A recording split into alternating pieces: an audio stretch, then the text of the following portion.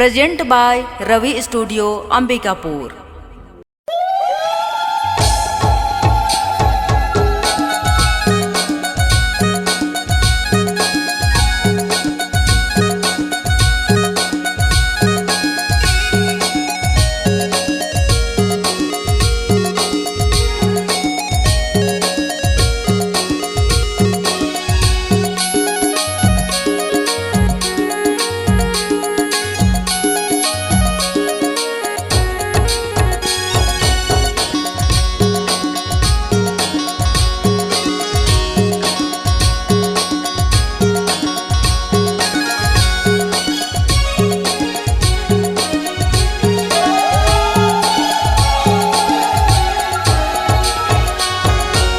कोन कोने माता कर पंखा बुधी आवे दाई पंखा बुधी आवे गे कोन तो बजावे कंसा झांझ महारानी दाई हनुमंता बीरा चले नारद दरबार सेवा बंदन करो तुम्हार। हनुमंता बीरा चले नारद दरबार सेवा बंदन करो तुम्हार।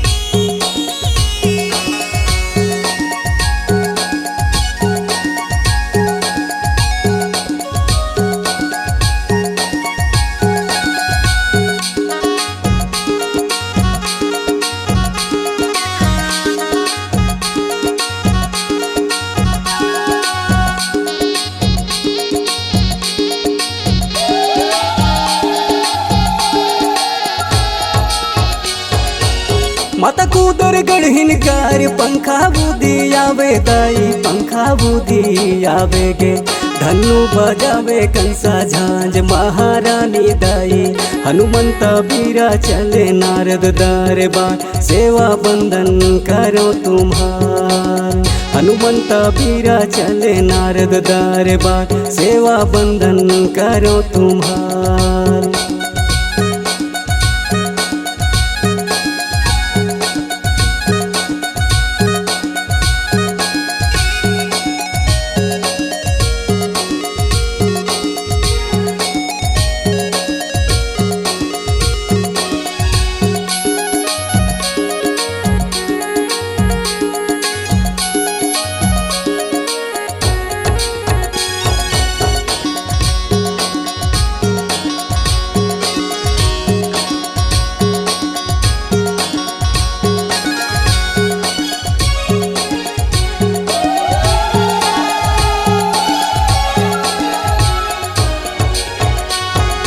माता ज्वालामुखी कर पंखा बुधी आवे दाई पंखा बुधी आवे गे धनु बजावे कंसा झांझ महारानी दाई हनुमंत बीरा चले नारद दरबार सेवा बंदन करो तुम्हार।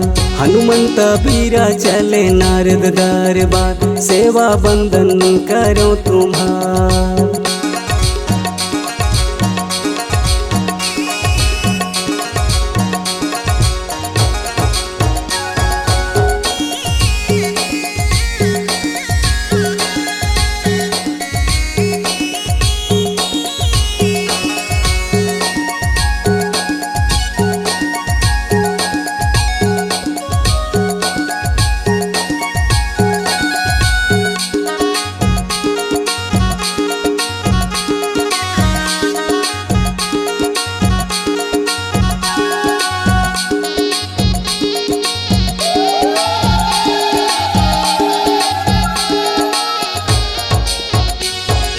माता सत्य लोकी कर पंखा बुधी आवे दाई पंखा बुधी आवे गे धनु बजावे कंसा झांझ महारानी दाई हनुमंत बीरा चले नारद दरबार सेवा बंदन करो तुम्हार। हनुमंत बीरा चले नारद दरबार सेवा बंदन करो तुम्हार।